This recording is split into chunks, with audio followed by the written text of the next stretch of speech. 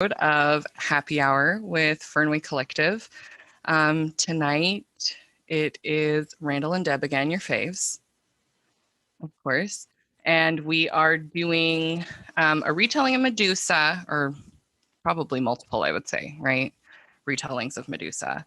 And our part 2 here of Cassandra Speaks. I know I put the page numbers in the description. 103. 103 to 210. 210. Mm-hmm. 209, 210. Mm-hmm. Perfect. So, yeah, let's give it a go. So you think you know Medusa, right? Boy, I thought I did. Boy. Turns out I was wrong. Say what? Mm-hmm. Medusa is one of those mythological figures that even if somebody doesn't know who Medusa is, or I'm sorry, even if somebody doesn't know much about Greek or Roman mythology, they usually have heard of Medusa and have a pretty good idea of her story, right? And the basic story is this. Medusa is a gorgon monster with scaly skin and head full of snakes whose stare turns anyone who is unfortunate enough to look her way into stone. Sounds about right. And most people know that she eventually got her head cut off, and that was part of something. So what do we know other than that? I will say that that's pretty much not the story of Medusa. It is and it isn't, right? Yeah. So what new things did you learn this week about Medusa? Well, as you know, through all of my random and all caps texts and freaking out all week long, I went the Athena route. I mean, I learned that Medusa was a beautiful priestess, right? She took a vow of celibacy or chastity for Athena. And I thought that was interesting because really the only priestesses, just kidding, that were that stayed chaste were the Vestal priestesses, and the rest of them. And what do you mean by Vestal? I don't know. Because that's not where I'm going. Really hard not to spit this out. Yeah, that would have been really funny. Okay, hang on. It was really, really difficult. I believe Vestal has something to do with their virginity. Well, they're like a virgin Vesta. priestess, right? Yeah, and she is goddess of the hearth, right? Just yeah. Mm-hmm. But they were really the only ones that were supposed to stay virgins, and because the most important priestess to Athena was a grandmother, so that was weird. So I thought it was odd that she would make that vow to Athena, and I mean, whatever you got to do, right? I mean, however you're gonna worship your god or your goddess, and then depending on the different accounts, right? It's Poseidon that comes up, either falls in love with her from afar, though you're not stupid wherever you are. We're in California. We don't need a tidal wave because you pissed him off. Yes, I know. Sorry. Soup's awkward. So either he falls in love with her and demands that, she be with him, or I've read accounts, which I have only read accounts like this by men, that she falls in love with him and agrees to marry him. Most of the time it's a rape where he comes and just takes her into the actual temple on the Acropolis, right there in front of Athena's huge statue, and which was a modern marvel right at the time. And I think this is a really good time to give a content warning that we will be talking about rape, sexual assault, violence against women during this podcast or during this recording. And so please keep that in mind, that Yeah, it just, Yeah. I Yeah. know we're not talking about real people, we're talking about characters, but as we've discussed through the last several weeks, like these stories are about all of us. Yes.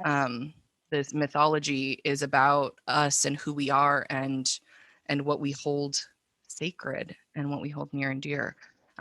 So it's real life. Like Elizabeth Lesser says, right? Show me what you pay attention to, and I'll show you who you are. I will show Which you who you we'll are. get to that later. But Or yeah, she did show me who I am. right. This book has been really overwhelming. Yeah, yeah, it does that. Um, so getting back to Medusa, her virginity is taken by Poseidon in the actual temple. And then he's like, okay, peace, right? And this is interesting. There's a couple things. My brain just kind of went, okay, but Athena got super mad and took it out on Medusa. She turned her Mm-hmm. into a Gorgon, right? And Right. cursed her and made her ugly and old and had, her hair became just wild snakes everywhere. And anybody who looked at her would be turned to stone. And then she's shuttered off into this, depending on which story you listen to, an island or something where she develops her garden of stone statues, right? Men coming to kill her, and they're all just she just her entire life becomes about increasing her garden size. And I just couldn't handle that. I was like, what is this girl on girl crime? Why is it that Athena is messing? Why did she not be like, Uncle Poseidon, like that's not cool. This is my temple. And I just could I not can't stop. stop thinking about Mean Girls now. Oh, right, girl on girl. Yep, Just girl on girl crime. it is girl on girl crime. So I But went but it down. is, right? We still have it in our modern entertain. Oh Well, yeah, yeah. arguably modern. I know Mean Girls came out in 2004. Don't at me. It's been 15 years, but I know it's not even a reference we can use in YA anymore. They're like, "What's Mean Girls?" mm, It's like, oh, ouch. That rough. hurts. Yeah. Um, which is too bad for my next book because the three horses are named after the girls. Um, yeah, and I one, really connect with Gretchen Wieners because yeah, oftentimes, like last week, right? My hair was so big because it's full of secrets. right, yeah, And tonight I exactly. was going for kind of like a snaky Medusa I see that. vibe. Yeah, that looks Okay. very cool. Yeah. A little So, 90s scrunch and crunch vibe. nice. Okay, so I went down the rabbit hole on Athena and tried to figure out why she punished Medusa instead of, oh, I'm sorry, my priestess who dedicated your entire life to me. I'm sorry you were injured and hurt and humiliated in that way. Let me help you. Here's a gift. Instead, she was like, how dare you ruin your vow that you gave to me? You broke your vow to me in front of me in my temple, and therefore you will be punished forever. Mm-hmm. And it speaks to the archetypes that Athena represents, right? Right. She is And a Athena is our goddess of wisdom in goddess of ancient Greek wisdom. mythology. Yes. Her mother was Metis, and Zeus swallowed her, Metis, while she was pregnant with Athena to keep her from having the baby. He just did not want to have one more fight with his wife, right?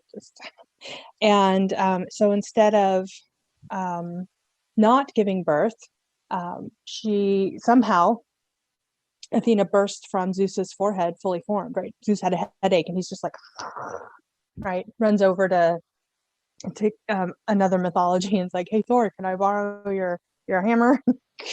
And then here comes Athena. She's fully formed in war gear and she's got her shield and her sword. And she's like, what's up, Pops?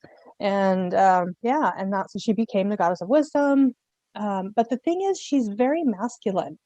Mm-hmm. All of her energies are those things, right? The war and strategy and um, anger, all of these things that we traditionally attribute to masculine energies. And I just wasn't okay with that. And I thought, then why did they make her a goddess? That was my next thing. Why is she a goddess? Why wasn't she a god? For what the Greeks thought of women, and women were property. Rape wasn't a big deal because you weren't a person, right? You could take what you want. You were property. A female was property. And I just really, I sat with that. So then I read the chapter of Athena from Christine Downing's book, The Goddess. And yeah, when all else fails, go to Christine Downing and she will help you. And her relationship, she writes very personally with her relationships with the different gods and goddesses and the archetypes. And she related to Athena very closely because Dr. Downing, is very much an erudite person. She connected with her father, right? She loves Freud more than she loves Jung, right? She always says Freud is her dad archetype, Jung is her mother archetype. And she wasn't super close with her mom. Her mom had different goals. And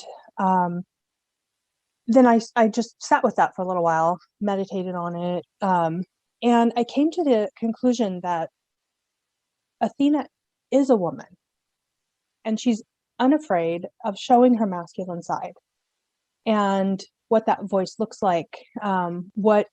When we're angry, she can lash out and use that anger and be unapologetic for it. And I just sat there and was like, okay, and then I came across the essay that I sent everybody earlier today, called, what's it called? Something, The Laugh of the Medusa, right? And I was reading that, and I had to look up some words in that. That was pretty crazy. That was pretty dense. But it was written in 1975, and so it's a little dated as far as the feminist movement and that sort of thing.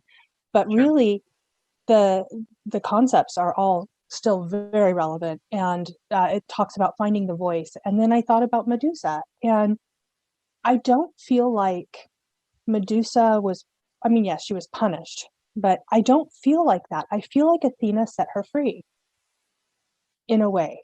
I feel like she gave her the ability to not be trapped in her beauty, to be scared of men, to be a sexual object. Even though she was a priestess, she gave that away. Medusa gave that, her sexuality, away when she became a priestess for Athena, and she didn't want it. And then that was taken from her. She was forced into that role as a sexual being. So I feel like maybe we misread that a little bit. Or I mean, it's one interpretation, obviously. There can be many, and depending on what lens you use. But I feel like she gave Medusa permission to punish men. There's not one story told of a woman being turned to stone by Medusa, only men. And it's only men that came to conquer her, and not a woman. And there's one line, let me see if it's, I don't know, I'll have to find it, but there's a line in this, let's see, it's up on the first page.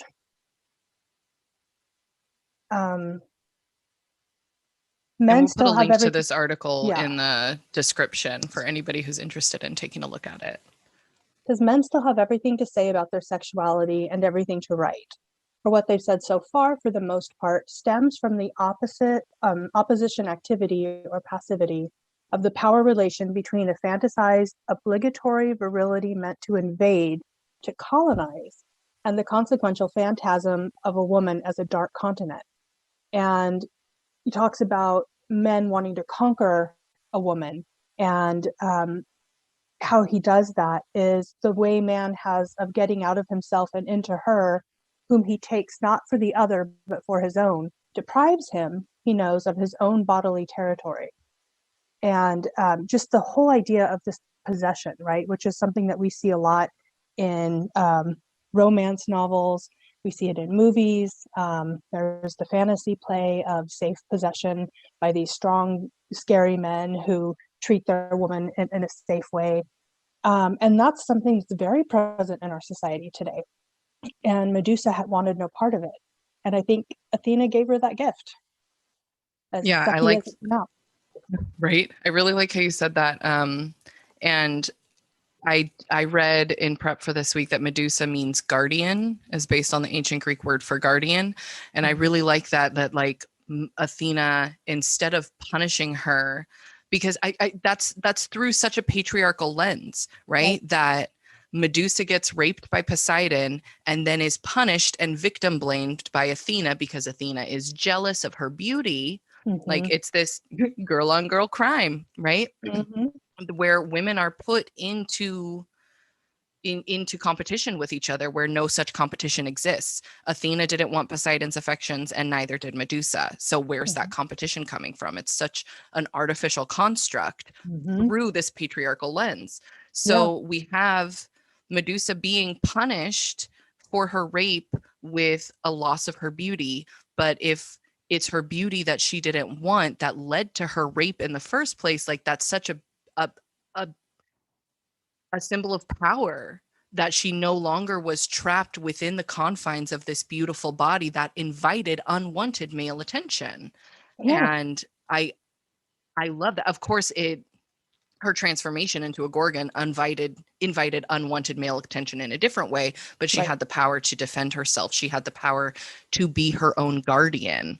And And if it's you think interesting because about it, Medusa's one of three sisters, right? right. And Mm-hmm. she was the only one born with traditional beauty. Her other sisters were already born as gorgons. Mm-hmm. And so, was this a punishment to finally fit in with her sisters and to look like them? And Mm-hmm. in some accounts of the story, her sisters live in the cave with her and Mm-hmm. try to avenge her death. So, Mm-hmm.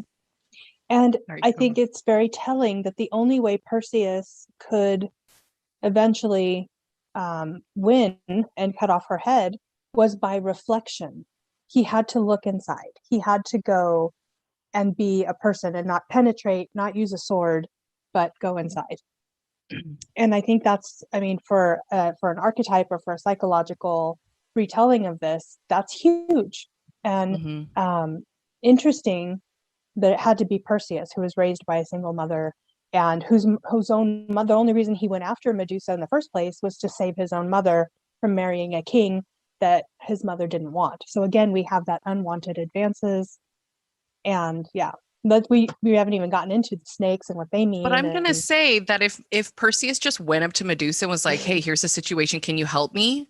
yeah, Like cutting off her head was completely unnecessary. well, And sure, I think it speaks to what Elizabeth Lesser is talking about in part two about our lens and our language of war, and yes, how exactly. we as a culture for thousands of years, right? This story of Medusa and Gorgons, I mean, this is thousands of years old. Mm-hmm. And it's all through the lens of male accomplishment, Mm-hmm. right? Medusa was reportedly at the ends of the earth, living in her cave, not bothering anybody on a remote island. And men had to actively seek her out to then be punished. And somehow Medusa is the evil villain of this story.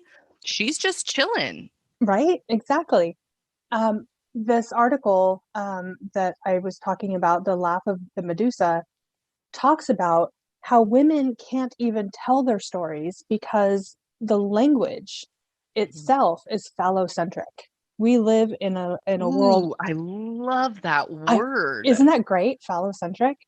And So, for those who have never heard that word before, like me, but fallow for phallus, right? right. Our language centers wieners, y'all. Yep. Exactly. Our whole In plain culture language. in plain Our whole language. culture. Our whole culture. Case in point, Jeff Mhm. Bezos' rocket. Oh my God. What even was that? It was a big old jack off to male virility. Yeah, it was. Yes, it was. And you can quote me on that. I'm getting that on a t-shirt. Um, but yeah, is she this whole essay? What's so great about it? I was reading. I even went down some of the criticism of the essay, and she writes it not in a linear fashion like we're used to, how we even teach our students to write. She writes it in a circular, not circular arguments, but she goes back and she readdresses topics, and much like like the spiral of a woman, right? We have that spiral energy or that spiral symbolism of the feminine, and it's fantastic. Yeah, but I Mhm. love that she says that even our language is phallocentric because It is. And when we tell these stories, Yeah. we look at war, right? We put up statues Mhm. of these great war generals or whatever. And we don't have huge statues of, oh, say, like Rosa Parks. I think that's one of the examples she uses. Why don't we have a Rosa Mhm. Parks as big as Abraham Lincoln, right? She did a lot for society. Yeah, and I think she was talking about was it either Central Park or a big park in London? Central Park, I'm so yeah. sorry. It was Central Park. How all of the statues there are men and like war heroes and generals, Mm-hmm. except for Alice in Wonderland. Yeah. Just a character of a young girl who, of Mm-hmm. course, was written by a man.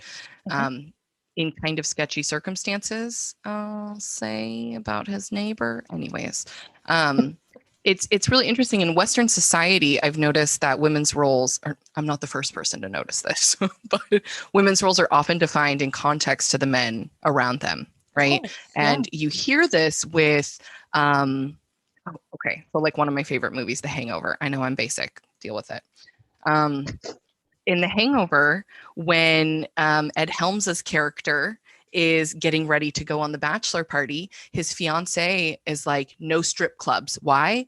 Because that's somebody's daughter up there, right? And we as women, like we are perpetrators as well. Like we've been conditioned to think this way in this phallocentric way. I love that. Yeah.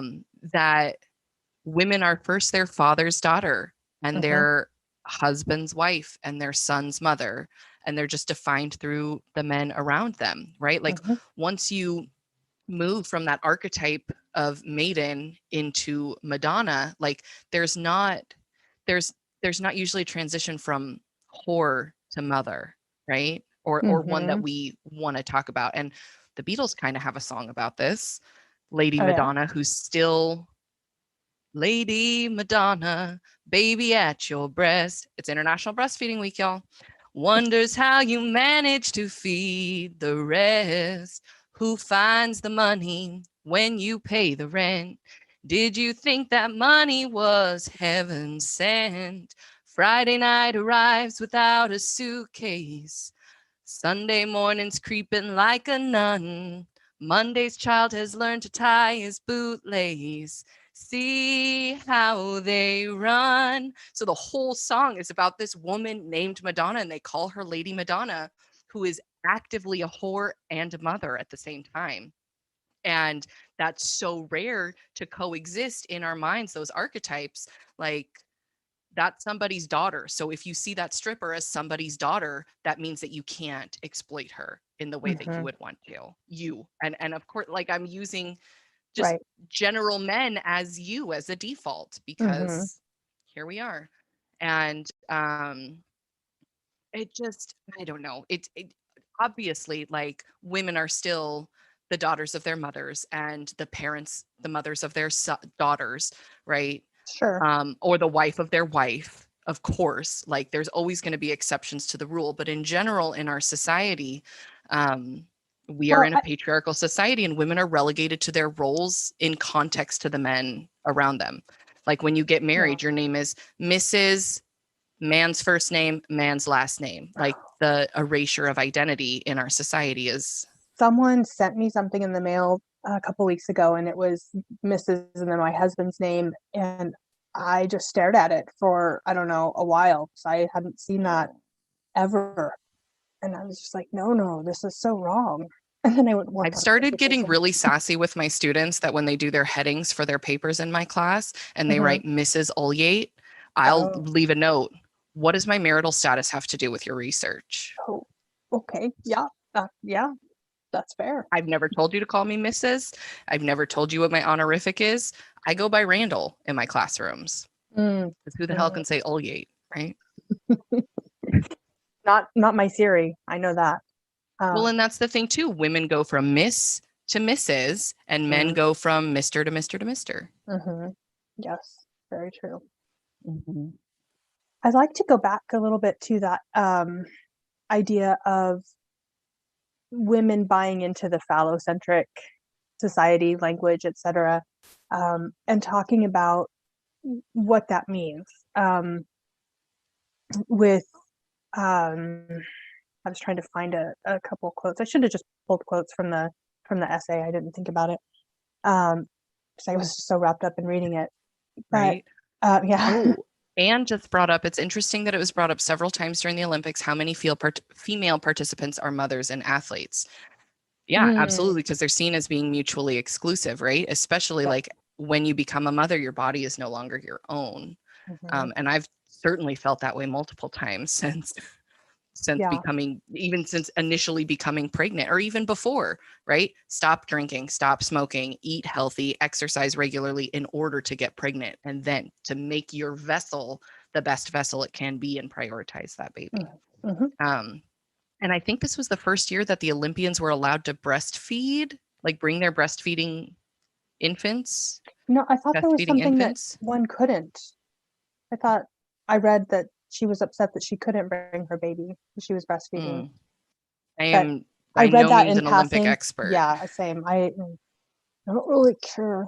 I mean, I appreciate it. You don't like the gross display of nationalistic No, pride I'm sorry. I'm never really dependent on into it. athletes that don't even have to be from the nation they're competing for?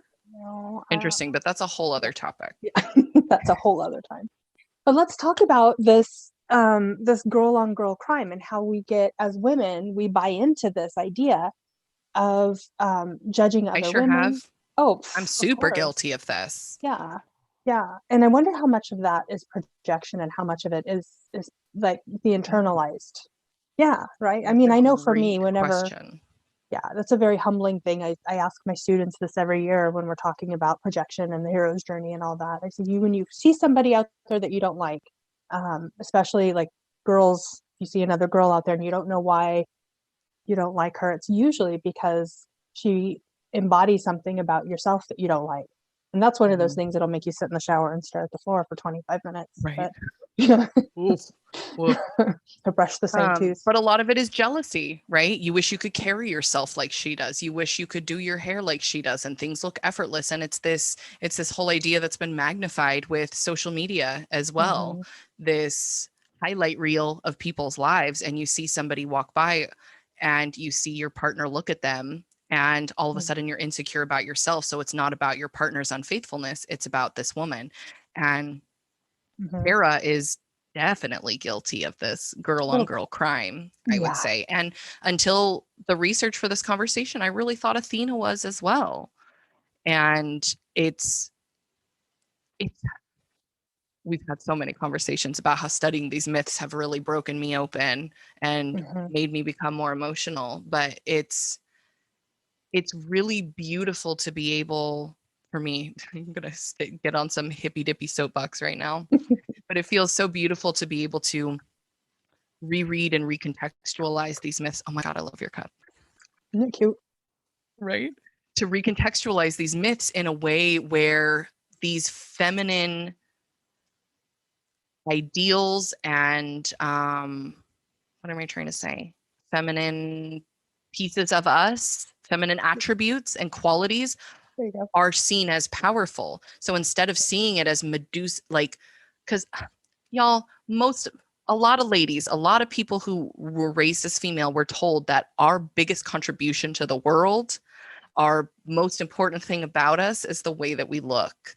And Mm-hmm. last week, I feel like we really challenged that in our conversation. And I really Mm-hmm. challenged myself to like show up with no makeup and no hair done. And now that I'm like looking at myself, I didn't look that different. Like, yeah, my hair was a little bigger, but and maybe you could see my zits more, but whatevs, right?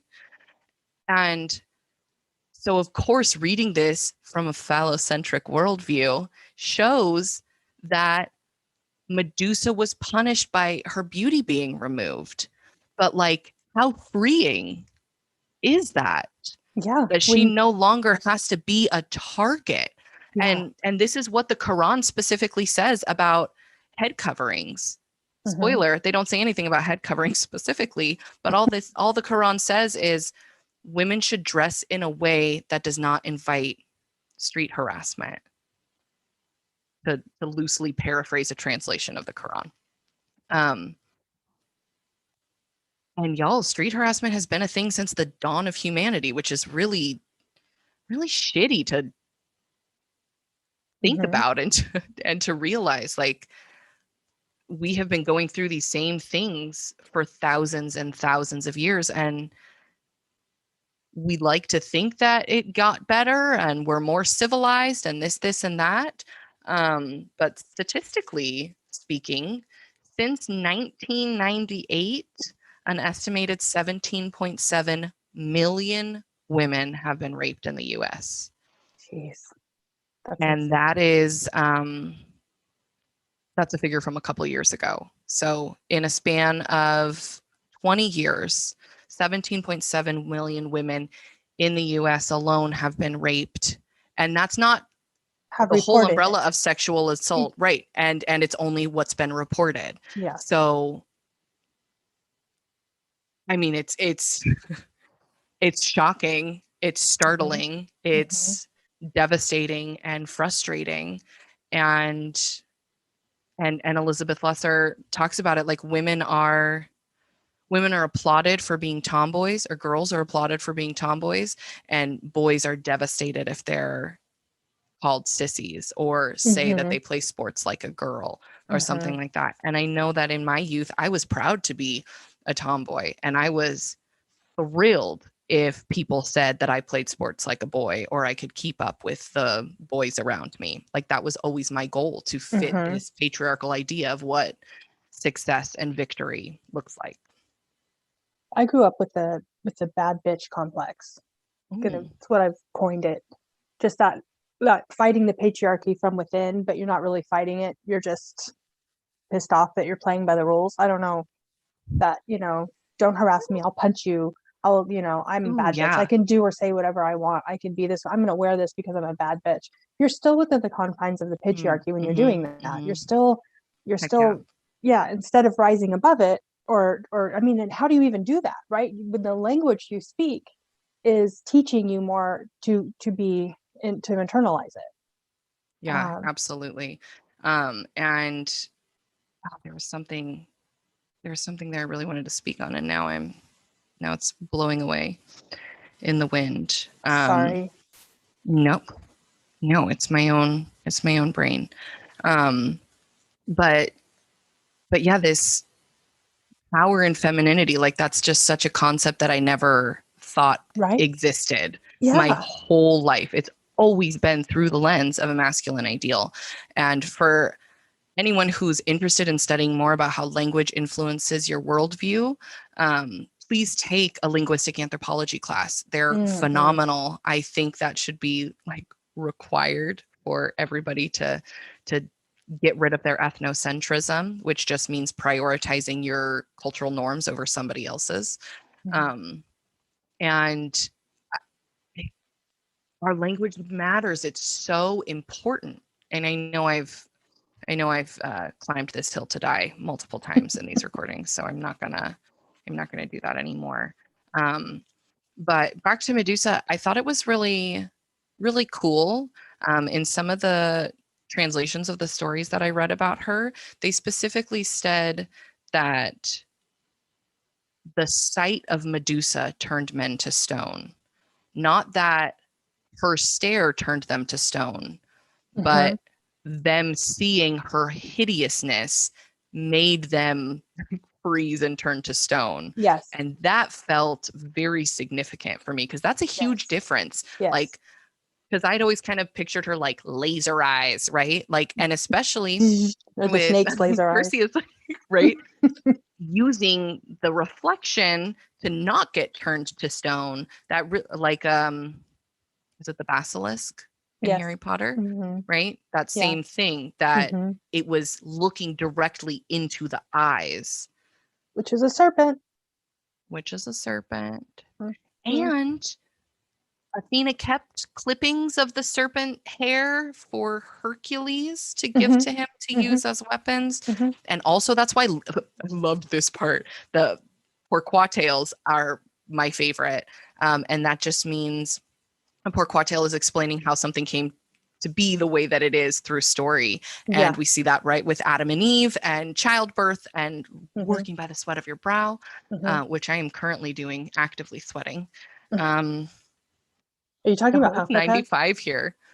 I'm talking about how Libya is full of snakes Yeah, yeah, because yeah, for every drop of Medusa's blood that came out of her head or her yeah, neck wound yeah. as her head was being carried, each drop turned into a snake. And still to this day, that's why Libya is full of Full snakes. of snakes. Yep.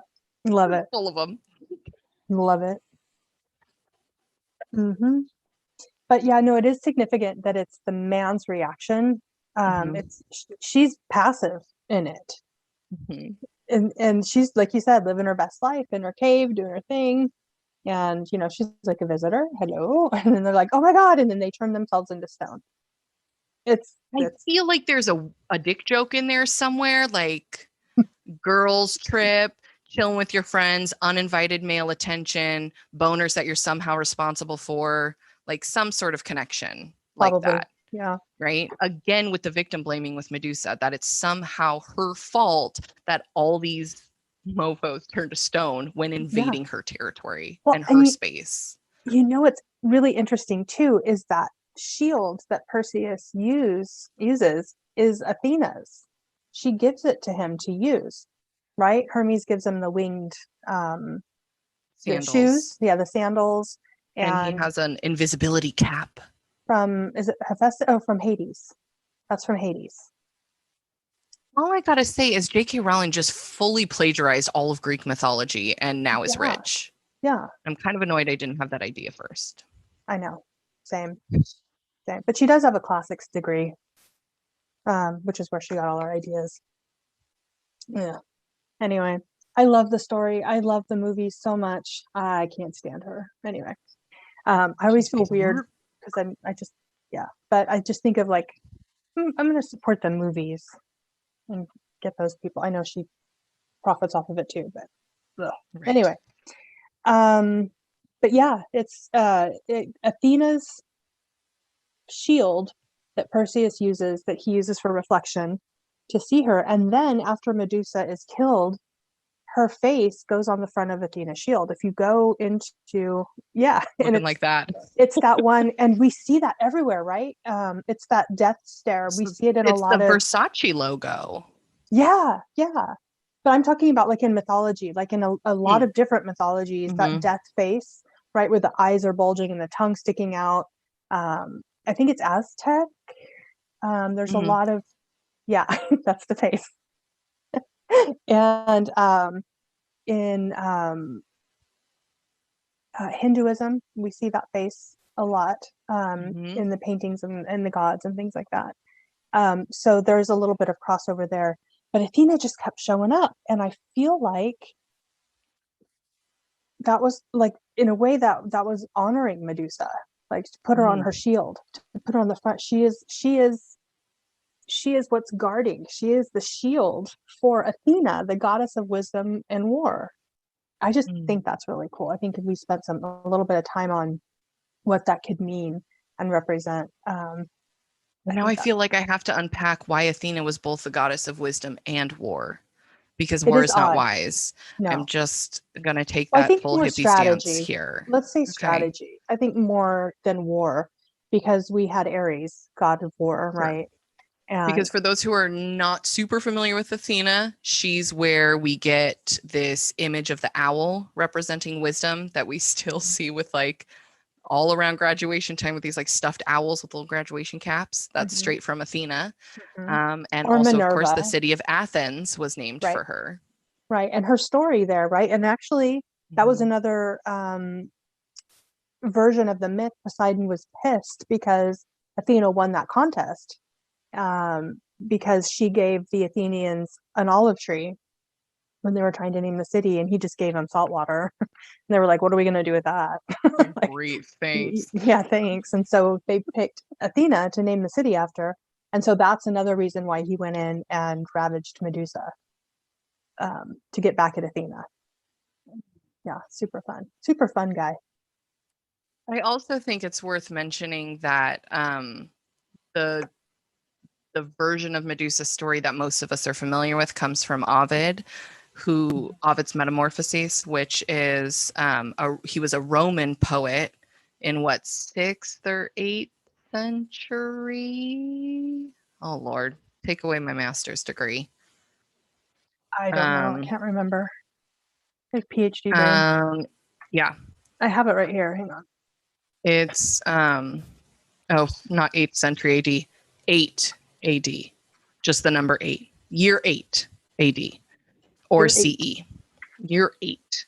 And so he's writing down like filtered Roman versions of these Greek stories that already had Yeah. existed for hundreds, if not thousands of years. And it's Yeah. pretty clear through all of Ovid's writings that he hates women, and also that he really doesn't like the gods and goddesses. Like, he kind of takes every opportunity that he can, whether this is a personal thing or just kind of how Romans at the time saw the stories, I'm not sure. Um, but he seems to really delight in showing the fallacies, no, the fallible nature of gods, maybe I want to Yeah. say, Yeah. Yeah. That's better. of really just tearing them apart and showing them in their worst light possible, which is such an interesting contrast to today's religion, where it's not necessarily accepted to speak poorly of Hmm. your personal religious Hmm. deities. Don't criticize. Yeah. But also Ovid was Don't trying ask to, questions even. no, let's not do that. Ovid was told to create a history for Rome to show that the Caesars were like born from the gods. Like there's a lineage, right, into the creation of Rome, which is, and he didn't want to write that. And And he that sounds actually, kind of funky for us modern day folks, but yeah. this was really standard back in the day, that the leaders of countries would align themselves with specific deities and claim either like divine inspiration Did you or say that they're back in the specifically day? descended. I sure did. Didn't you mean like last year? Okay, okay.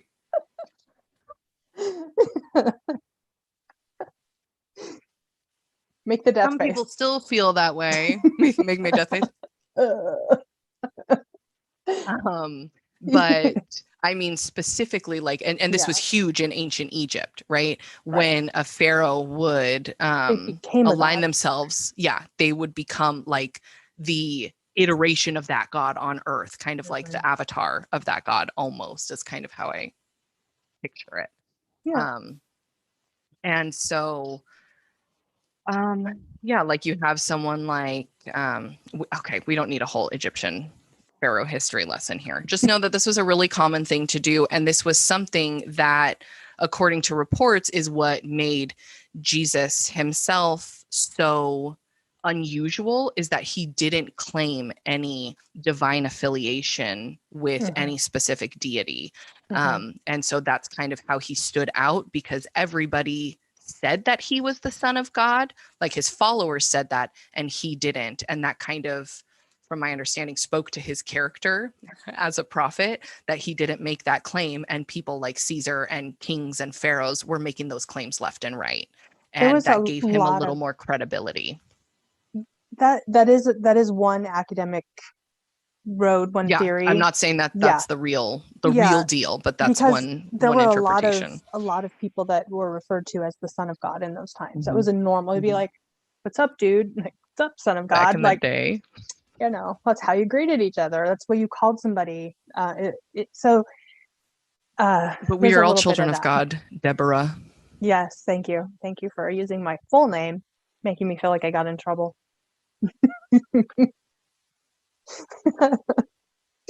My mom, So she'd say let's clear. Deborah, and that was it. Deborah, I don't know what I Deborah. did, but I'm moving out and I'm leaving. So I wanna bring us back to Cassandra Speaks specifically, because she doesn't mention Medusa in part two, which I'm gonna be critical and say, Miss Lesser, I really feel like you should have mentioned Medusa, because her footprint is all over part two here. And in the beginning of part two, Elizabeth Lesser speaks about Hester Prynne from the Scarlet Letter, and that really spoke to me, because I feel like Hester Prynne and Medusa used their branding and their punishment and turned it into their power. Mhm. And that felt very powerful for me. And I'll admit, I haven't read the Scarlet Letter since high school. Um, But you've seen Easy A. But I've seen Easy A. Same thing. But I've been to Nathaniel Hawthorne's house. Does that count? I don't know. Yeah. So yeah, but Hester Prynne, her A marking adulterer, that lesser said that then her A turned into marking her as, I want to say awesome. I know that that's not the word that's used. It's not angel. I always want to say it's angel, and that's not right either. Um, can I just say though that Nathaniel Hawthorne gets kind of a bad rap? Yes, he's an old white guy, and yes, he has faults, but he wrote And about yes, the he was Puritans. descended from Judge Hawthorne. Right, but he wrote about the awfulness that it was Puritanism because of that. Like he was, Right. I don't know if he was doing it on purpose or if it was like, shadow projection or whatever, but he was doing his part to like show how awful and terrible those things were. And I feel like, well, and he people miss purposefully changed the spelling of yes. his name to yes. not be associated with Judge Hawthorne, which exactly. I mean, but he like, yeah. Yeah. I'm not saying he was like, all that. I'm just saying that definitely we need to, recognize the positives that people do, even if they're not great people. So yeah. But no, Hester Prynne, again, she was married, right? And her husband left, and she ends up having an affair with the pastor, which she gets pregnant. And so she's an adulterer. She's an adulterer, but I'm going to say she never made an oath to God to not sleep with anybody like supposedly this pastor would have, right? Well, no, is that not in the pastor? Is that just a priest? That's a priest. Yeah. And well, even just a Catholic priest, because Greek Orthodox priests can marry. They just can't be a bishop. They shouldn't have sex outside of marriage. Yeah, that's a given. I'm just saying this. Yeah, that's my point. But she never gave up his name. She never told anybody who her daughter's father was. And her daughter's name was Pearl, right? If I'm remembering correctly. Which is very cool because how pearls are made, right? It's a piece of sand that gets stuck in a clam, right? And then over time turns into that calcified thing. Yeah, thank you, Denise. I just pulled it up it's on page 147. A is for Abel. Abel. Thank you. Okay. I always want to say angel. I don't know why. But yeah, so the pearl. So the pearl, yeah. And that's sort of the trek or the trajectory Hester takes, right? She's like, okay, fine, this is what you want me to be. She tries to ignore it. She becomes the best mother she can. She's friendly. She does it, and then pretty soon, people recognize her. Now, granted, it's on her deathbed and it's terrible, because but she, like you said, she uses this branding, her literal branding, as her power, and I think, if there was not the patriarchal or phallocentric ideology running this thing, we're just going to say that word all the time now, all the time, that maybe there could have been something like an Athena spirit or archetype that fulfilled her, right? She could be free. I don't know. I like that. I like it. And I really liked how Lesser wove that story in with the scars, right? The scars that we have, that we wear on our bodies, proclaiming something to the world. And we have some sort of power over what those scars mean to us and what they say about us, and all of this. And I'm going to go into the shadow here. The story that she tells about her scar was it gave me chills, because after she realized what it came from and how it got there, and then she touches it and she goes back and like that little last sliver of the axe or whatever, that was like, oh, okay. That was amazing. It was so poignant. It was so well told. And I felt like it was just such a meet cute that I was a little bummed I didn't have such a significant scar on my body to lead me to some sort of realization about myself. You're like, I need a scar. Dang it. I have scars, but they're all ridiculous. Like the Yeah. first scar I thought of was this one on my arm that I just got because I brushed up against a cactus when I was in Palm Springs drinking with my friends. So like that's dumb.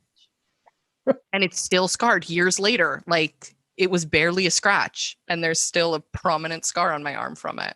Wow. All of Body my is scars are mysterious. from my children. Not that they like wounded me physically, but like I have one here Not where, that they wounded you physically. I'm well, going to I meant, stop you there because I mean, they didn't stab me. I mean, yes, sure. they wounded me physically quite a bit. Matthew literally chipped my tailbone while in the womb. Mhm. Little jerk. And then, Little yeah, jerk. total jerk. But no, like this one, I was putting something in the oven and Megan was running around the corner and she was about to run smack into the oven and because she was on like a little push car thing. So I shut the door and my hand was still in it. That was fun.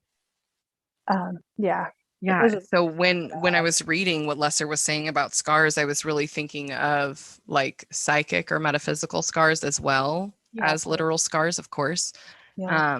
And just thinking about the scars of motherhood and the scars of growing up in a phallocentric world without a phallus.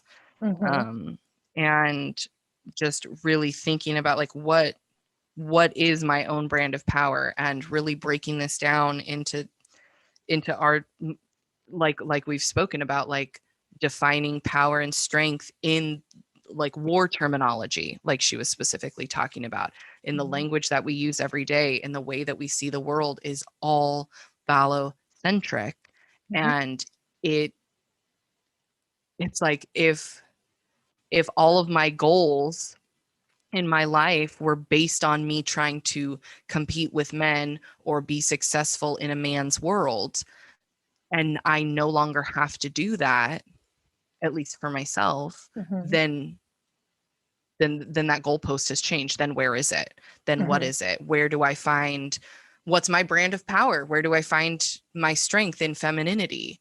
And what does femininity look like when it's strong, right? And even that Hmm. language is so problematic Yeah. because there's nothing weak about empathy and caring and all of these things. And I really liked what she said about like we talk about our scientists or our healthcare workers on the front lines. Why don't we say that they're in the kitchen Hmm. working on medication or vaccines or Hmm. solving our problems, right? Because it's seen as something demeaning to Hmm. be in the kitchen, Hmm. right? Like I've heard dudes say that to me like since I was in high school. Oh, like shut up and go to the kitchen and make me a sandwich. Like even Hmm. if they think they're joking. Right. Yeah. I've been told that many, many times. Yeah. There's a YA book. It should not be a YA book. It should be blasted everywhere called Little Universes. And it's about these two sisters whose mother and father um, die in a tsunami on their vacation. Yeah. And what happens to their life after. And one of the sisters is adopted and very much following that path of going to school. She wants to work for NASA. She wants to go to space, and she's super academically oriented. And then the other one is very much an empath and struggling with drug addiction and feeling like the loser. And she's the natural born child, where the adopted one is the success in her eyes. And whenever the mom in their memories, whenever the mom had an issue or a problem or something, she would literally go to the kitchen and make soup. And that act of making the soup, of gathering the ingredients, and it depended on whatever kind of problem it was, they could tell the severity by the type of soup she was making. And I just love that so much because it is that act. And we talk about witches, right? We brand them, and Medusa has been associated with witches too. And that is that recipe, right? Receipts and recipes and spells were all the same thing at one point. Those words are all they all come from that same idea of writing down ingredients and how to prepare things. Um, and this idea of coming into the kitchen and cleaning the ingredients, chopping the ingredients, putting them together, letting them marry, and is very cathartic. right? The book Little Universes is by Heather Demetrios, which I think, I'll pop a link into the description. yeah, everyone should read that book. It's just fantastic. It's probably one of my favorite books of all time, which is saying a lot because I Yeah. read a Yeah. lot of books. A lot of So, books. but yeah, no, I love that. But when you said that, going into the kitchen, right? Why is that a bad thing? Why is it demeaning? Why can't it be going into the kitchen and making soup and thinking and pondering and taking a second for the love of God, right? And And nourishing. I feeling, mean, why was yes, Jesus a hero when he had all those loaves and fishes? right? And somehow it's not like it's a negative thing for a mother, or I mean, negative is a strong word, but it can be Well, seen but it's as negative perceived because it's it's that, perceived as weak. It's perceived as, well, right. you have to go do that, right? Hmm. You have to do, Like like, you're we don't stuck want in this you. position. Yeah, exactly. And Get out of the smoking room, get out of the we do that to parlor. ourselves too, though. We That's part of that adoption of that phallocentric ideology where Mhm. we say, I'm going to be a good mother. What is a good mother? Right? How do we define that? We have the way society defines it, but then we have, what does that look like? When we remove the male gaze, what do things look like? I don't know. Yeah, it's, Yeah. I mean, I feel like with the male gaze, once I became a mom, I felt like all of these pressures just landed on my head and I fell apart. My marriage fell apart, like because of, I truly believe because of all of these expectations that now I was in this role as mother. And so I was no longer supposed to be my own person living for myself. I was supposed to be in relationship to this child that I had birthed. Mhm. And no longer was I supposed to focus on my career or focus on my studies or my research or anything. What Mhm. I was supposed to do was go stay home, let my husband work and bring in the money and be a provider. And I'm supposed to keep the house clean and cook and do what's expected of me and take care of the baby.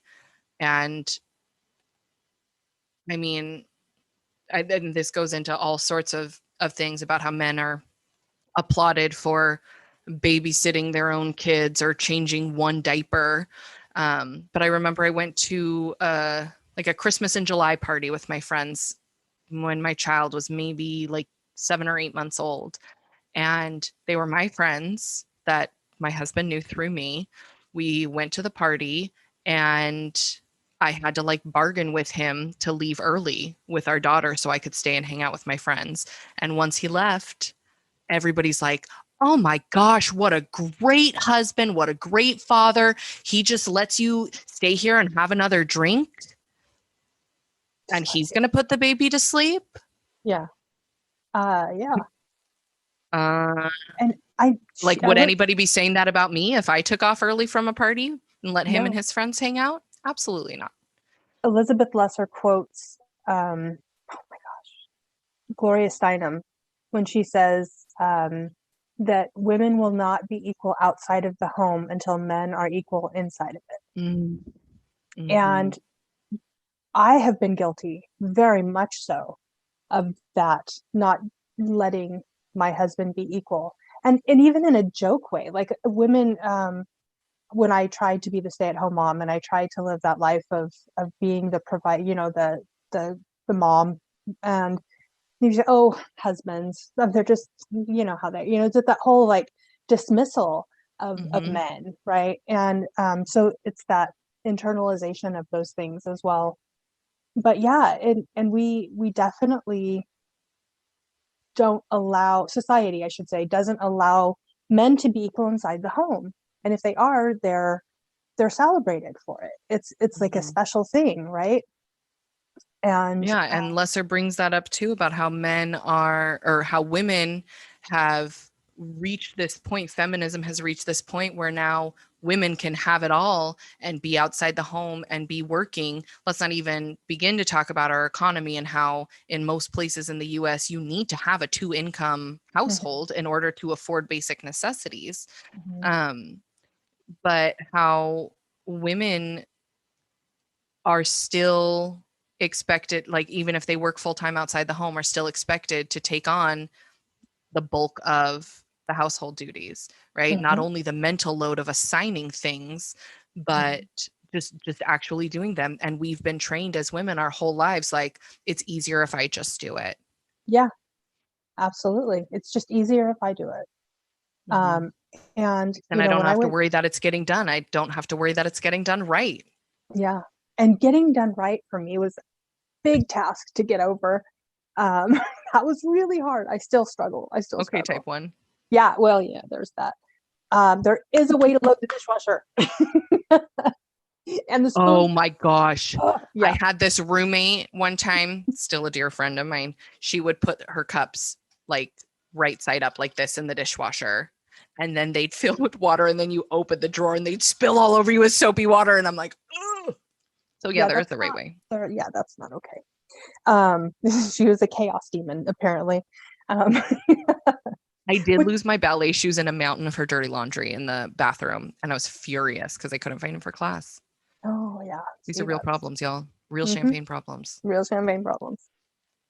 But yeah, going to grad school, right? We would go once a month, right, for a weekend. Yeah, gosh, it Mhm. feels like it was forever ago. And that, and then having to do all the reading in between, right? And trying to get prepared for class.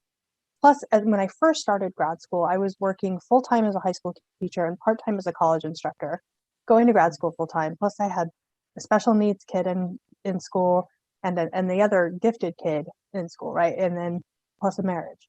So it was a little busy. And I had to let go of something, right? Oh, I also was trying to become an author and I was writing books on top of that. I don't know how I did all that. And I would come home from grad school and my husband said, clean the bathroom. And I'd be like, you did? Okay. Or, walk in and he cleaned the kitchen and it wasn't to my standards, what I would consider clean. But I had to learn to shut up and say, thank you. It looks great because it's certainly cleaner than when I left. And it may not be exactly how I would do it, but I didn't do it.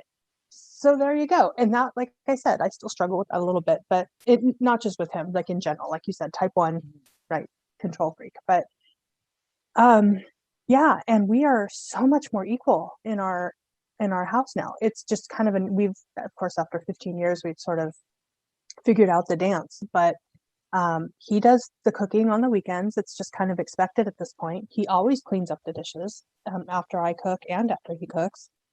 He does the grocery shopping. I do the laundry. We share in the house cleaning duties. He likes to do the yard work, um, which I got away from in grad school, but I do actually enjoy pulling weeds too. It's kind of fun. But yeah, it's a task, and you have to be equal, right? Mhm. Um, in both places. And Right. I saw a TikTok the other day. I was laughing so hard because this guy was doing a stand-up routine and he was talking about how it used to be where men could be like walk up and like, all right, I'm going to be the provider here, right? Here's my money. I'll take care of you. Well, women are now like CEOs. They're making their own money. And he's like, okay, well, I'll be the protector. I'll be strong and take care of you. And he's like, well, when this woman is like a black belt in jujitsu and like has all this stuff, she doesn't need you to protect her. And he's like, guys, we have to be likable now. Like we actually have to be worthy of being liked. What is wrong with society? Like they're freaking out. Hmm. Oh, I'm sorry, you have to be a person and we have standards now. We get to have standards, which Hmm. is a I crazy read thing to a say. I read a really similar thread where a guy was talking about how this is the first time in history where a man needs to be likable in order to find a wife. Yeah. And because like our grandparents couldn't open, like our grandmothers couldn't open a bank account or own property without being Hmm. married. Yeah. My And mother, Mhm. I mean, not at the end of her life, but certainly at the beginning. Yeah. Credit Yeah, cards and were in the credit husband's name. cards, yep. Hmm. Any sort of autonomy a woman had over her life simply didn't really exist unless she existed in context of a man, right? Hmm. Unless, uh, like, I was talking about this the other night to some people that I just like when I got married. I did not want my father to give me away. And someone's like, why wouldn't you have done that? Like, how rude. And I'm like, well, my dad's from Southeast Texas. So it was, and I'm his only daughter, and it's a whole thing that he, needed to do it. And I said, fine, you can walk me down the aisle, even though I'm pissed about it, but there's not going to be any shaking of my husband's hand. There's not going to be any sort of transfer. Like, I am not your property to give away. And that's exactly what this is. That's And exactly what that is. I'm pissed that I even allowed myself to participate in that tradition in any way, shape, or form. Mm. Um, Again, right? My Mm. damn wedding, Yeah. but I have to take everyone else's feelings into account. Rude. Do you want to talk about the shadow? You started to talk about it and I went a different direction. You did, but that's okay. This was fabulous. Um, I loved that Lesser brought up my favorite description of the shadow by Robert Bly, Mm. who Mhm. describes the shadow as the long black bag that we drag behind us. And I Mhm. just love that imagery. So the shadow basically, and we've talked about this like in regards to schema and all of these things, how the shadow can be some of the threads of our schema that teaches us what we're not supposed to do. And so every time we're told what we're not supposed to do, for Robert Bly, we take that thing and we The shove it bag. in this bag. And the older we get, the heavier that bag becomes. And we're just Mhm. dragging it behind us. And then, like Deb mentioned earlier, projection is us seeing those pieces of ourselves that we keep in our shadow bag and seeing somebody else embody those. And we've been told for so long that it's not okay Yeah. that we see it in somebody else, even if it's just a projection of our own mind. We perceive that they're embodying these shadow characteristics and we hate them for it or judge them for it. But Mhm. probably we're just pretty jealous of them for being able to embody those things that we've been dragging behind us because we can't accept them into ourselves. Um, and the shadow is always something that has spoken to me, this concept. And I love Lesser used a Nietzsche quote. I never know how to say his name. In high school, I said Nietzsche, and like now I feel like anything else is wrong, but I know that that's wrong. Nietzsche, Nietzsche. Nietzsche is how I say it. Not, Nietzsche. not that that makes it right. Whoever fights monsters should see to it that in the process he does not become a monster. And I Mhm. just love that. And I know that quote has been like NHL. used to death all the time, all over the place. But there's a reason for that. Um, right. There's a reason. Yeah. And ugh, I love it so much. And so what the process of like the psychological process of individuation is basically like recognizing that we have this shadow bag that we're Mhm. dragging behind us, because that's the first step, right? Recognizing that it even exists, because all of this is bubbling underneath the surface. That's the call. And right. And so once we realize, and like we've talked about, like finding the edges of the box that we're contained in, finding the Mhm. bars of the cage. Um, we have to recognize that this bag exists and then do the work of turning around and digging through it. Mhm. It's rough. It is rough. I highly suggest if you're really into doing shadow work, take a PhD track into mythological studies with an emphasis in depth psychology, because that'll do it for you. That'll do it. That's been doing it for me, y'all. Yes, same. Shout out to Pacifica Graduate Institute for forcing me to Yeah. accepting me into my program based on my essay about the shadow and then forcing me to confront my own shadow. Oh, oof. Yeah. Yeah. Yeah. Yeah. That's But it's really great. And I really like this.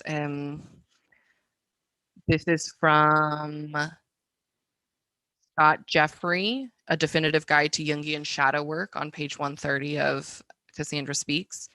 These oh yeah. psychological projections distort reality, creating a thick boundary between how we view ourselves and how we behave in reality. The shadow isn't a popular topic. Who enjoys owning their flaws, weaknesses, selfishness, nastiness, hate, and so on?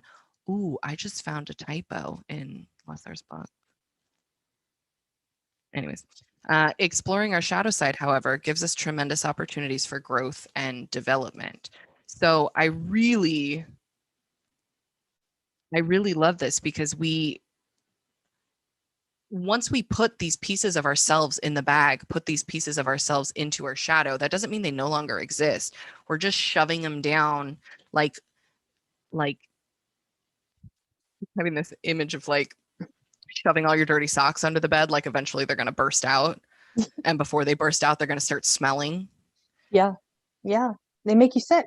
Right? Your shadow can actually physically make you ill or mentally give you health problems that way as well, for sure. Mm-hmm. I've been working through this week some things with I have a book that is about ready to be taken out by my agent to editors at different publishing houses. And before, I was talking, and I would love to say, I just know that I've written the best book that I could. I put everything I could into this book, the page. I mean, I feel really good about this product no matter what happens.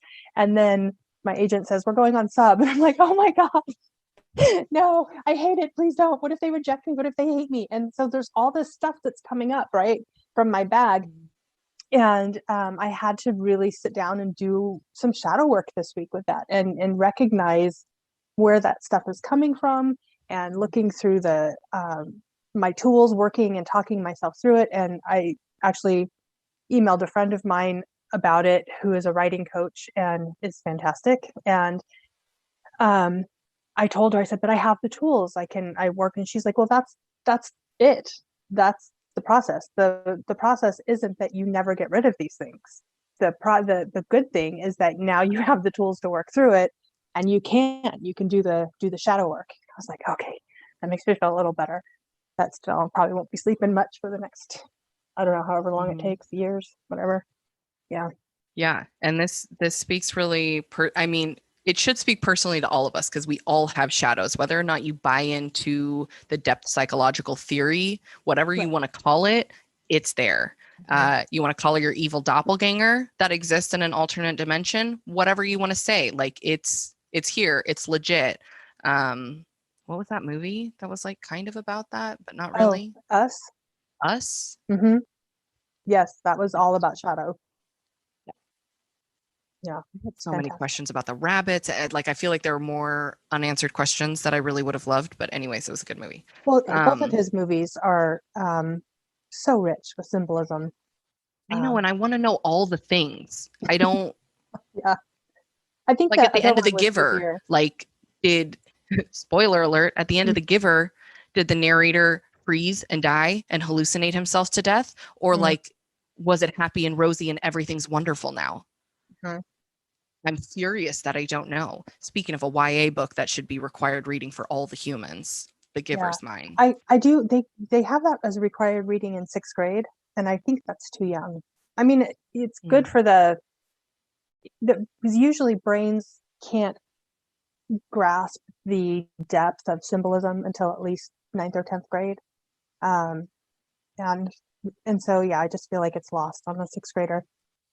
Well, I would say that if you've never read The Giver, please read it. Hmm. If you have, please read it again. I've read it several times throughout my life, and it Hmm. has taken on new meaning every time. And it's what, like 120 Yeah, pages it or takes like an something hour or two. ridiculous. Yeah, Yeah. it barely takes any time to read. We'll link that in our notes as well here.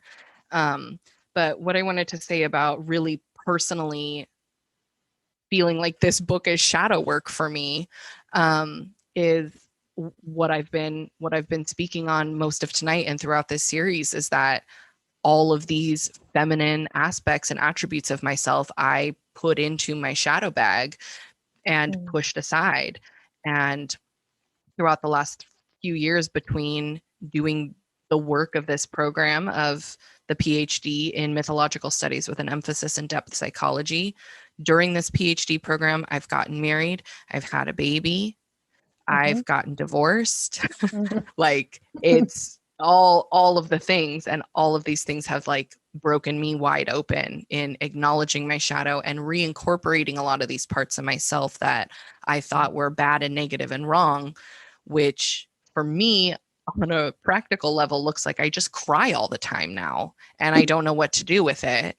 I probably cried more in the last 2 weeks than I cried like all of high school combined.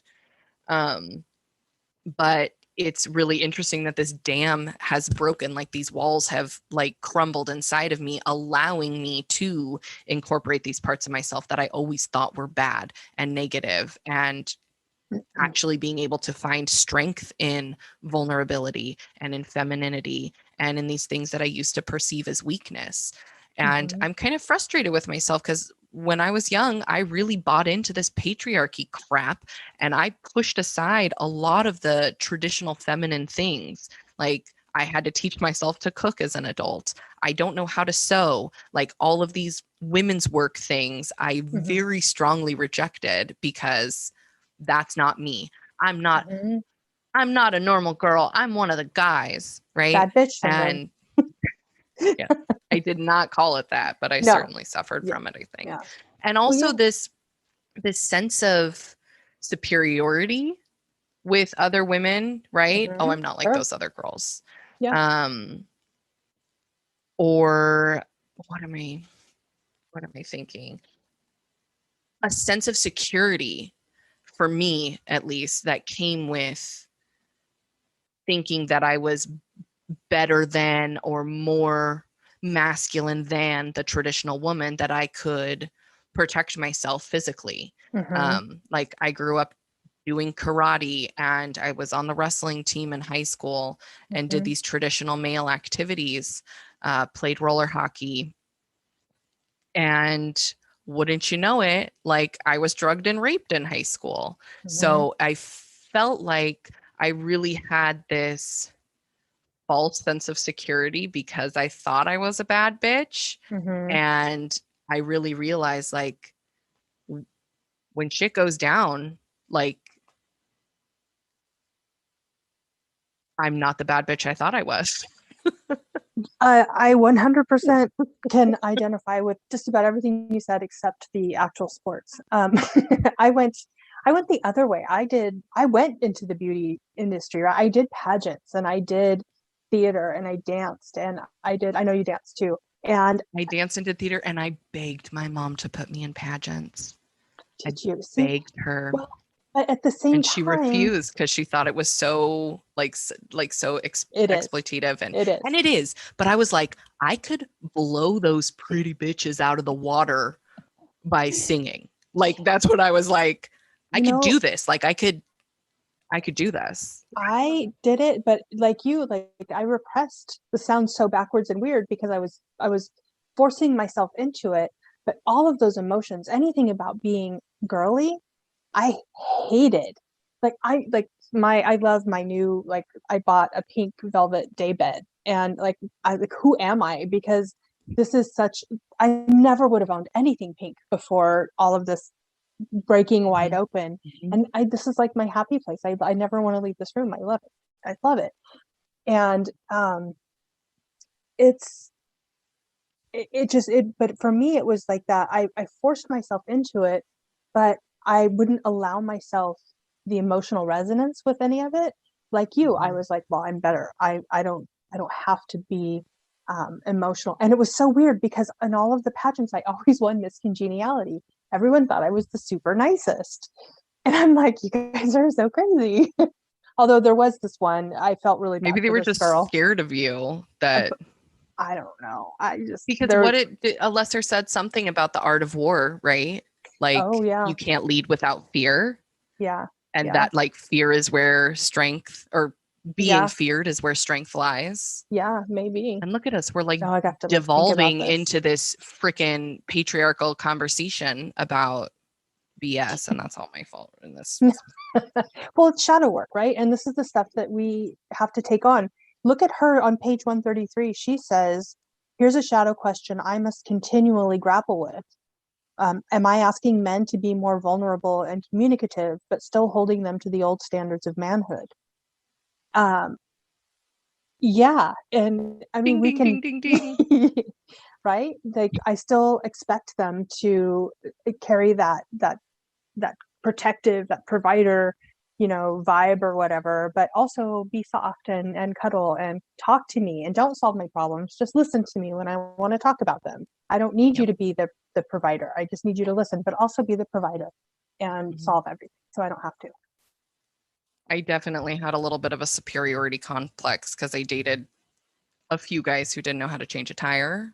Mm. And I did that for them and like felt like a big, Mm-hmm. strong, like, I don't need you. But then like also I kept dating them. So clearly like I You did needed need them or something. want them in some way. Right. Yeah. Yeah. But maybe I just like needed to feel bigger and stronger and better than they were. Mm-hmm. Um, Sure. and like when men can't drive a manual transmission, I find myself being a little disappointed. Like that's like some sort of marker of manhood, which is ridiculous. And I know that that's ridiculous. Allocentric. I can work a gear shifter. I just bought a van I yesterday. That's a know. It's manual so cute. transmission. That was like one of my must-haves on the list. Like Yeah. must be manual. I must work the gear shift. I am never gonna let you forget you said that. That's gonna be fun. Oh Uh, no, no. Unfortunately, you won't be the first person to never let me forget I said that. I had an ex-boyfriend that told me that that's when he knew that he loved me, when I was mm, sitting on the back of my car with a cigarette hanging out of my mouth, explaining to him how the transmission worked hmm. and the way that the gears caught, because my car in high school didn't go in reverse. So I was explaining to him how the gears got wound down and couldn't, or ground down and couldn't catch. And he Nice. told that story to everybody. That's funny. So he had some feminine shadow issues that he was working through. Oh yeah, because that specific man child also Hmm. refused to hold my purse, like would physically recoil if I asked him to grab my purse from somewhere, like it would make his penis fall off. Wow. Yeah. Like, I mean, you never know. It might what's the have. deal? What's the No. deal with that? Yeah. I don't Yeah. even like Seinfeld, but like, what is the deal with that? Men thinking it's somehow emasculating to buy tampons, but this is part of what Lesser's speaking about too, right? Hmm. It's bad to be called a pussy, but it's good to be called a tomboy, because we're Hmm. all like the freaking measuring stick, the barometer that we're working with is all on a scale of masculinity, the Hmm. scale of war, of battles. And I Yeah, mean, it is. gosh, even Pat Benatar, right? Love is a battlefield. Frick. Yeah. Prick. Exactly. Um, yeah. Scars. I was just looking through. We did the scars. We did the shadow. Mhm. Um, is there any other part of the book people want us to talk about Yeah, in please this comment section? if you have something. There is something that I wanted to talk about from part 2 that we didn't get to. She calls it experience dependent neuroplasticity. Um, Okay. and I know that's not an original term to her, but that's how it's called in the book. About how our brains can actually create new neural pathways. Hmm. And this was like the science of schema to me, right? Hmm. Creating those new neural pathways, whether you're consciously removing these strands in the web of your schema and Hmm. unpacking these things, or pulling these threads out of your shadow to integrate with yourself.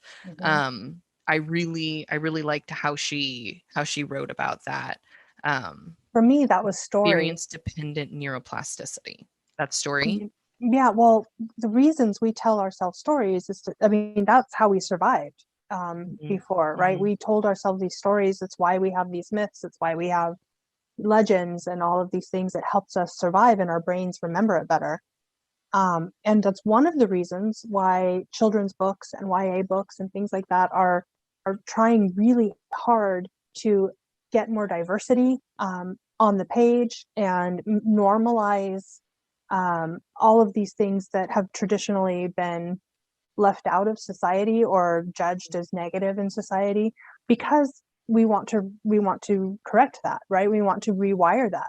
And that's it works for adults too. If we start creating this more diverse area, and there's a lot of conversations in publishing about it, but it extends beyond publishing. It extends to any sort of stories. What sort of stories are we telling ourselves about ourselves? What happens when we change that story, when we change the narrative, right? These are all very, I think since Hamilton has come out, people have started saying, who lives, who dies, who who tells your tells a story? stories, Yes, your something like that. narratives, right? I want to be part of the narrative. I want to take myself out of the narrative, or whatever it is. You want But to be it's in the room where it happened. always want to be in the room where it happens. Got to stop with the Hamilton. I am like not even a Hamilton fan, but now I'm a Hamilton I love fan. it. I just can't. I know. And y'all, my daughter loves the King George song.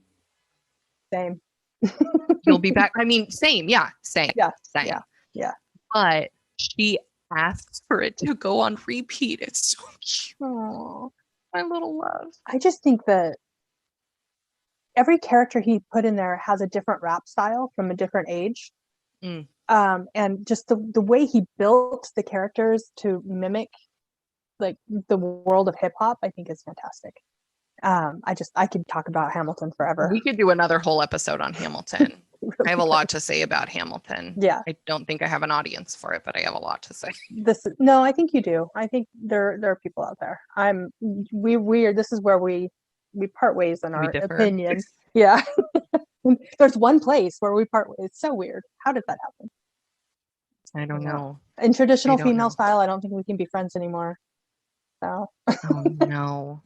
I know. It's funny you bring that up. I have a friend who moved to the Midwest, and we basically disagree on literally every aspect of life, but we've been good friends since we were like 11, 12 years old. And we respect each other's differences. Like our religious ideals are totally different. Everything, like the clothes we choose to wear, the way we choose to sleep, the frequency at which we shower, like literally everything is different about us, but somehow it works. And I remember visiting her in the Midwest, and she's from California, and she was pregnant with her first child. And this was before I became a mom myself. And we were talking about breastfeeding. And she was talking about how she would prefer to use a cover every time she breastfed. And I'm like, oh no, when I become a mom, like, fight me. Like, my boobs are going to be everywhere. And like, you try to talk to me about how I need to cover my child up while I'm feeding them. And this is what, like this whole feminine rant. But not a rant, because we weren't arguing. Like, we were just having a conversation, and we were just like, oh yeah, that's interesting. Like, cover up if that's what you need, be free if that's what you need. Like, no judgment, no anything. Yeah. And her husband looked at us and he was like, Randall, why did you fly all the way out here just so you guys could argue? Like, don't you want to spend your time enjoying each other's company and not arguing with each other? And we both like laughed and looked at him. We're like, we're not arguing. We just have different opinions, and we're having a conversation about it. It wasn't heated. It wasn't personal. It wasn't emotional. And that's like this mindset. I don't know if it's just a purely Midwestern mindset or just kind of this overall mindset that it's polite to not talk about things you disagree on, and how a lot of people find it impossible to have a conversation about hot topics without trying to convince the other person that they're wrong or that you're right. And I don't know. I think it's so important. And I think that's something that mythology teaches us, is there's more than one right way to tell a story, and there's more than one right way to interpret a story. And there's more than one role for us as humans to take in these stories. We see ourselves as the protagonist or as the hero, or we see complicated characters like Medusa who are victim and power at the same time, and could be told both ways and read both ways, and they're both valid, and they're both right, and they both might mean something to us as a culture, as an audience, in different stages of our lives, or in different stages of our cultural development. Just like typically females identify very heavily with Persephone and Demeter, and I'm no different. But now that I'm older, I identify more with Demeter, right, than I do with Persephone, because I'm reaching those those years. And the Persephone part of me is The still there. crone The years. crone years. Yes, I'm so excited. I earned that shit, Randall. Hell yeah. I don't know if I'm ever gonna not identify with Persephone as like the queen of the underworld, Well, sure. There's that. Yes. but yeah, so I think that's really important for us to consider while we are reading Cassandra Speaks, of course, but also like as we're reading any mythological story, like the way that it's told is so unique Mhm. to each person who's doing the telling. And Elizabeth Lesser brings that up too. These are stories written by men, translated by men, and all of these men oftentimes have an agenda. Mhm. And whether it's political or social or both or all of the above, right? And Mhm. even thinking about Ovid, how he wants to portray the gods and goddesses and humans in a specific way. And now this is like our go-to text for Mhm. what these stories were, when in Mhm. reality it's just one And guy's version. Shakespeare heavily depended on Ovid for his ideas and for his inspiration. And so here in the middle of the Renaissance, when we have all of this ideology, this is all coming back up. This is metamorphosis is at the center again, and then Mm-hmm. reinforcing that whole patriarchal or phallocentric um, worldview. So yeah. Yeah, so I think that's a good thing to leave us on, with Ovid's Metamorphosis, so aptly titled, that all Right. of these characters go through metamorphoses of their own, and then we go through metamorphoses as an audience reading these stories and doing this shadow work and recognizing some of these pieces of ourselves in these characters that we're drawn to or that we're repulsed by. And that's like kind of the first step in recognizing our shadow bag and its contents behind us, is being able to experience these stories at a safe distance and Mm-hmm. to learn from them. And I just I'm so grateful to you for turning me on to Cassandra Speaks, because it's such an important tool. And I had a session with my therapist this morning, and she was like, "When did you start thinking about these things?" And I was talking about something, and I was like, "Well, I'm reading this book right now, and it's called Cassandra Speaks, and she's talking about scars." And she's like, "I'm reading that book right now." I'm like, "Oh, good. So you know the part I'm talking about, and examining my metaphysical scars and what that's bringing up in me, and this shadow work that I'm going through." And so let us know if you want to learn more about the shadow, you want to talk about what shadow work is and what it does. I think we gave a good little teaser here, but that's Well, definitely. all of part three in her book is shadow work, and there she gives a lot of exercises and things that you can do to find out what's in your bag, right? And I just want to say that the last chapter of the book has a very cool name. I just accidentally turned it to that too. Yeah. I just opened the book and it fell. Synchronicity. It's called Fernway, y'all. Uh, so next week, more shadows, More shadows. shadow dancing, moon shadow,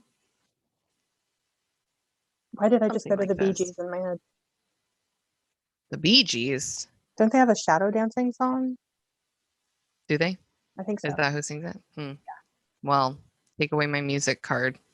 Lord. It was disco. Um, You're allowed to pass on that. I'm a big fan of the Brothers Gibb, but Same. apparently not as big as I thought. All right. So, as always, thank you everybody for tuning in and joining us with this conversation that always starts at a macro level and then Just very dive right in. quickly funnels right into They're gonna know us too our well. personal background and stories and trauma that you didn't think you Never wanted to asked know. for. Yeah, exactly. We appreciate all of you, and we are really looking forward to doing part 3 of Cassandra Speaks next week. Mhm. Let's call it part 3 and The the shadow. shadow. Yeah. Okay, Mhm. works Perfect. for me. All right. Bye. Adios. Until next week.